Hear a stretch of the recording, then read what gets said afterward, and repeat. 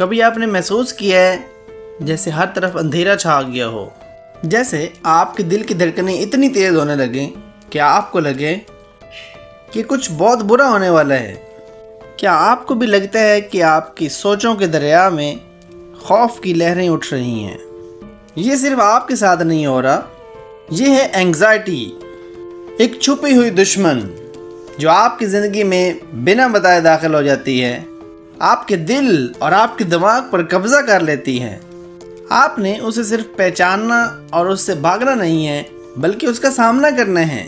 کیا آپ جاننا چاہتے ہیں کہ اینگزائٹی اصل میں ہے کیا اور کیسے آپ اسے اپنی زندگی سے دور رکھ سکتے ہیں؟ تیار ہو جائیں، کیونکہ آج کے بعد آپ کی زندگی میں اینگزائٹی نہیں ہوگی، آپ بے چینی سے چھٹکارا حاصل کر لیں گے۔ چلیے شروع کرتے ہیں۔ اینگزائٹی یعنی کہ پریشانی یا بے چینی ایک ایسی حالت ہوتی ہے جو انسان کو تب محسوس ہوتی ہے جب وہ کسی ممکن خطرے یا ٹینشن کا سامنا کرتا ہے۔ سائیکالوجی کے ٹرمز میں اینگزائٹی کو ایک ایموشنل رسپانس کے طور پہ سمجھا جاتا ہے جو ڈر، خوف اور اپریہنشن کی فیلنگ سے جڑی ہوتی ہے۔ اگر ہم اینگزائٹی کے سائیکولوجیکل اور فزیولوجیکل اسپیکٹس کی بات کریں تو اس میں سب سے پہلے آتی ہیں ہمارے پاس ایموشنل سمپٹمز۔ اینگزائٹی میں اکثر انسان ایکسیسو پریشان رہتا ہے، جسے ہم اوور تھنکنگ بھی کہہ سکتے ہیں۔ سوچنے میں انسان کی اتنی انرجی لگ رہی ہوتی ہے کہ کئی دفعہ انسان کو رات کو نیند بھی نہیں آتی۔ ڈر یا گھبراہٹ کا احساس ہوتا ہے۔ انسان کی سوچنے سمجھنے کی صلاحیت پر بھی اثر پڑتا ہے۔ نیگیٹو تھنکنگ، خود پر ڈاؤٹ یا کسی طرح سے برا ہونے کے بارے میں سوچنا جو ہے وہ ایک ٹرینڈ ڈیولپ ہو جاتا ہے اس کی سوچ میں۔ اکثر لوگوں کو لگتا ہے کہ وہ کسی بھی چیز میں فیل ہو جائیں گے۔ اینگزائٹی کا اثر صرف سوچ پر نہیں بلکہ جسمانی طور پہ بھی ہوتا ہے۔ ہارٹ بیٹ تیز ہو جاتی ہے، پسینہ آنا، ہاتھوں کا کانپنا، پیٹ میں کریمپس ہو سکتے ہیں یا پھر سانس لینے میں بھی مشکل ہو سکتی ہے۔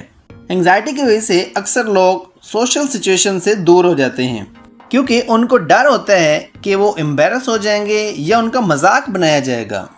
یہ چیز ان کی سوشل انٹریکشنز، ان کی ڈیلی روٹین کی ایکٹیویٹیز، کام، سب چیزوں پر اثر ڈالتی ہے۔ اگر ہم اینگزائٹی کے کازز کی بات کریں تو بہت سے فیکٹر انوالو ہو سکتے ہیں اینگزائٹی کا سبب بننے میں، جیسا کہ جینیٹک فیکٹرز ہو سکتے ہیں کہ اگر گھر میں کسی فرد کو پہلے اینگزائٹی کا پرابلم ہے تو اس کے ارد گرد جو لوگ موجود ہیں ان کے بھی اینگزائٹی کے چانسز بڑھ جاتے ہیں۔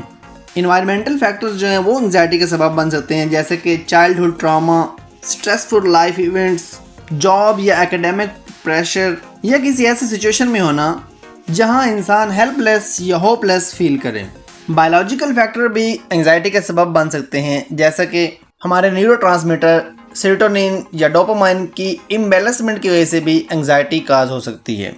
اب ہم کچھ ایفیکٹو ٹیکنیکس کی بات کرتے ہیں جس سے آپ اینگزائٹی سے بچ سکتے ہیں۔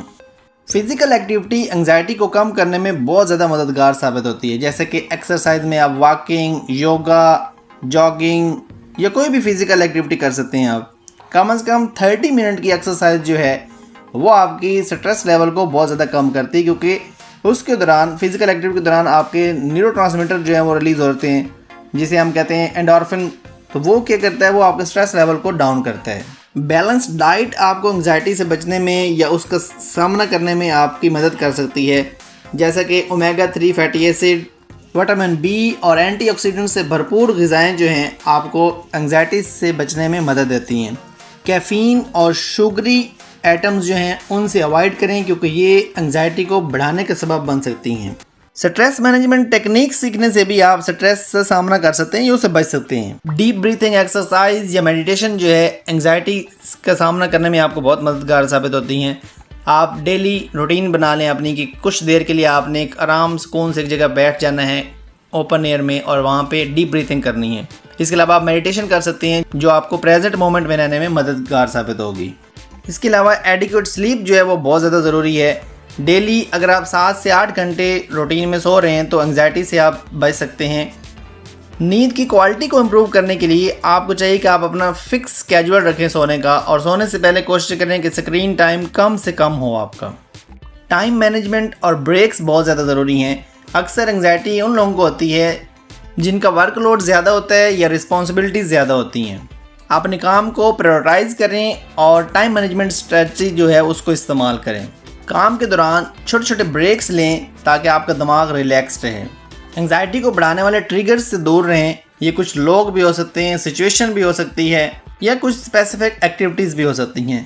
لاسٹ بٹ ناٹ لیسٹ، اگر انگزائٹی سویئر ہو یا آپ کی زندگی کے بہت سے ایریاز کو ڈسٹرب کر رہی ہے تو آپ کسی مینٹل ہیلتھ پروفیشنل کے پاس جائیں، ان سے مشورہ لیں۔